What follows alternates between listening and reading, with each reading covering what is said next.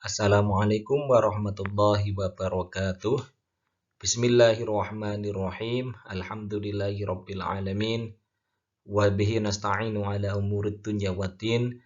Wassalatu wassalamu ala asyrafil anbiya'i wal mursalin. Sayyidina wa maulana Muhammad wa ala alihi wa ashabihi ajma'in. Amma ba'd. Puji syukur kehadirat Allah Subhanahu wa taala, yang mana pada kesempatan kali ini kita masih diberikan kekuatan, keimanan, kesehatan, sehingga kita mampu untuk melanjutkan materi pembelajaran kita. Sebelum kita lanjutkan, alangkah indahnya bagi yang belum subscribe, silahkan subscribe channel saya ini. Jangan lupa like, dan jika memang diperlukan silahkan share ya. Ingat, subscribe tidaklah berbayar alias gratis. Pada kesempatan kali ini kita sudah sampai pada materi tentang menganalisis dari isi Quran surat Yunus ayat 40 dan 41, kemudian Quran surat Al-Maidah ayat 32 dan hadis terkait, yaitu tentang masalah toleransi.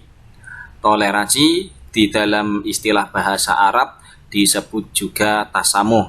Jadi toleransi juga ada dalam ajaran agama kita, yang mana kita bahas pada surat Yunus ayat 40 dan 41 dan Quran surat Al-Maidah ayat 32.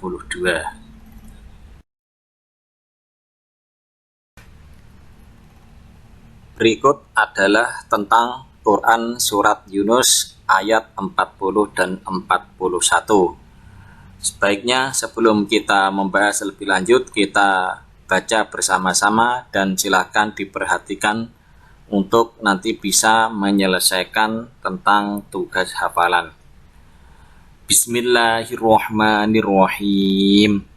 Wa minhum may yu'minu bihi wa minhum man la yu'minu bihi. Wa rabbuka a'lamu bil mufsidin.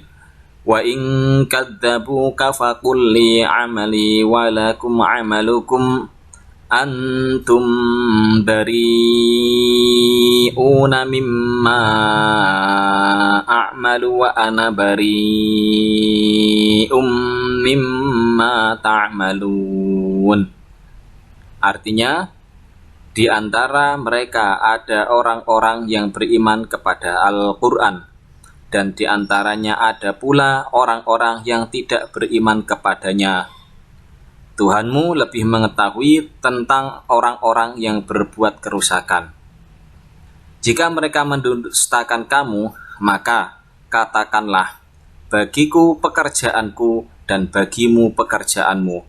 Kamu berlepas diri terhadap apa yang aku kerjakan, dan aku pun berlepas diri terhadap apa yang kamu kerjakan. Quran surat Yunus ayat 40 dan 41. Shadaqallahul azim.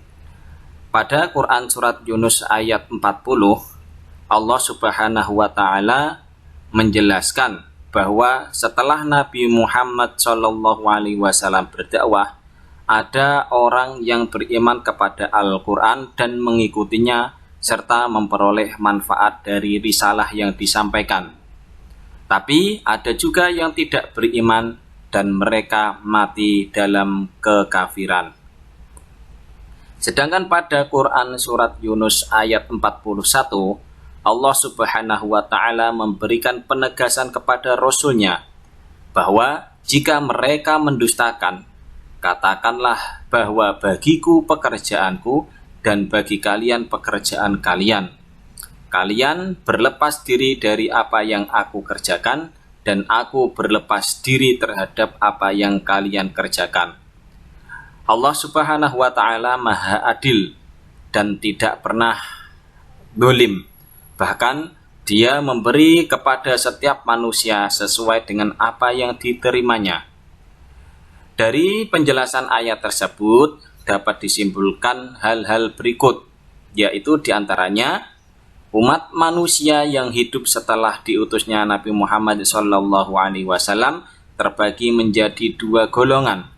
Ada umat yang beriman terhadap kebenaran kerasulan dan kitab suci yang disampaikannya, dan ada pula golongan orang yang mendustakan kerasulan Nabi Muhammad SAW dan tidak beriman kepada Al-Quran. Kemudian Allah Subhanahu wa Ta'ala Maha mengetahui sikap dan perilaku selama hidup di dunia, senantiasa bertakwa kepada Allah. Begitu juga orang kafir yang tidak beriman kepadanya.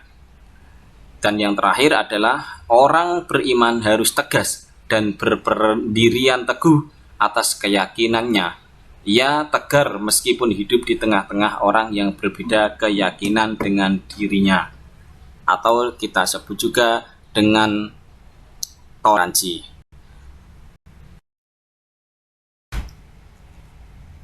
Selanjutnya pada Quran surat Al-Maidah ayat 32, yang mana pada ayat ini menegaskan tentang larangan untuk melakukan tindakan kekerasan. Permusuhan berasal dari rasa benci yang dimiliki oleh setiap manusia. Sebagaimana cinta, benci pun berasal dari nafsu yang harus bertumpu di atas pondasi akal. Permusuhan di antara manusia terkadang karena kedengkian pada hal-hal duniawi, seperti pada kasus Qabil dan Habil, ataupun pada kisah Nabi Yusuf alaihissalam dan saudara-saudaranya. Terkadang pula permusuhan dikarenakan dasar ideologi dan keyakinan. Islam melarang perilaku kekerasan terhadap siapapun. Allah Subhanahu wa Ta'ala berfirman pada Quran surat Al-Maidah ayat 32 yang bunyinya, Bismillahirrahmanirrahim. Min ajli dzalika katabna ala bani Israila annahu man qatala nafsan bighairi nafsin aw fasadin fil ardi faka'annama qatalan nasa jami'a wa man ahyaha faka'annama ahyan nasa jami'a walaqad ja'atuhum rusuluna bil bayyinati summa inna katsiran minhum ba'da dzalika fil ardi lamusrifun, yang artinya, oleh karena itu kami tetapkan suatu hukum bagi Bani Israel bahwa barang siapa yang membunuh seorang manusia bukan karena orang itu membunuh orang lain, atau bukan karena membuat kerusakan di muka bumi, maka seakan-akan dia telah membunuh manusia seluruhnya. Dan barang siapa yang memelihara kehidupan seorang manusia, maka seolah-olah dia telah memelihara kehidupan manusia semuanya. Dan sesungguhnya telah datang kepada mereka rasul-rasul kami dengan membawa keterangan-keterangan yang jelas. Kemudian banyak di antara mereka sesudah itu sungguh-sungguh melampaui batas dalam berbuat kerusakan di muka bumi. Quran surat Al-Maidah ayat 32. Allah Subhanahu wa Ta'ala menjelaskan dalam ayat ini bahwa setelah peristiwa pembunuhan Qabil terhadap Habil, Allah Subhanahu wa Ta'ala menetapkan suatu hukum bahwa membunuh manusia sama dengan membunuh seluruh manusia.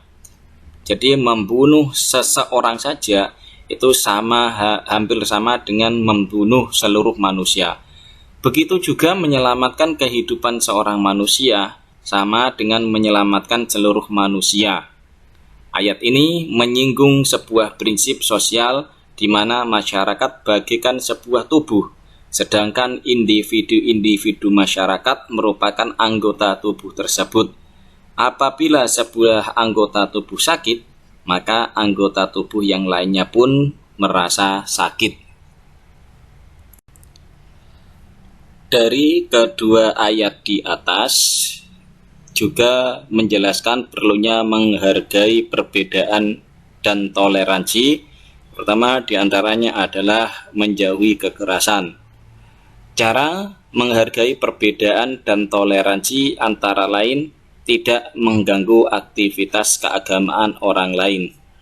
Rasulullah Shallallahu Alaihi Wasallam bersabda, An Abdillah bin Amr radhiyallahu anhu qala Rasulullah Shallallahu Alaihi Wasallam, khairul ashabi indallahi khairuhum li sahibih wa khairul jiran indallahi khairuhum li jarih. Rawahut Tirmidzi, yang artinya dari Ibnu Umar radhiyallahu anhu, sesungguhnya Rasulullah Shallallahu Alaihi Wasallam bersabda, sebaik-baik sahabat di sisi Allah adalah yang paling baik di antara mereka terhadap sesama saudaranya, dan sebaik-baik tetangga di sisi Allah adalah yang paling baik di antara mereka terhadap tetangganya. Hadis riwayat At-Tirmidzi.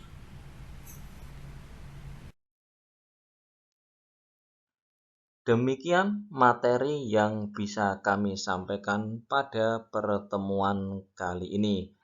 Kiranya masih banyak kekurangan, kami mohon maaf sebesar-besarnya.